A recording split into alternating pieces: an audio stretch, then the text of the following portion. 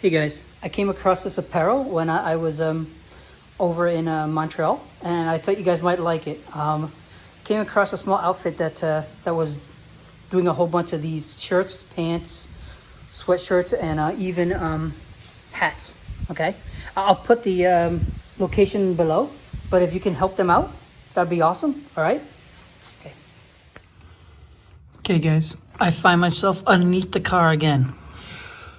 I would rather be inside the car driving, but that's okay. So what I'm going to deal with right now is the slave cylinder. So what I've seen people do is I've seen people disconnect this, right? Which will leak all over the place. And then they disconnect this once again. And then they deal with the two screws over here. For me, I think the best route is if I take the two screws over here. So these are size 13, right? So if I do that, what that's going to do is let me take out the slave cylinder. It'll hang off, right? The wire will still be intact. I'm going to keep that intact because the less I take apart, the better I am. So if I do that, when I take this out, water's, brake fluid is going to leak out a little bit, but that will allow me to connect it into the new one right away to reduce the amount of leaks, right? When I do, I'll put everything back. And the only other thing I may need to do is I may need to loosen up the this right over here, right? Press the brakes or clutch a few times just to let it leak through to get rid of all the air bubbles. And then we'll see if my clutch is behaving nicer, all right? Okay. Took a little bit of work. The top one actually just has a bendy and you get to it. This one was a little harder because there's so much stuff in the way.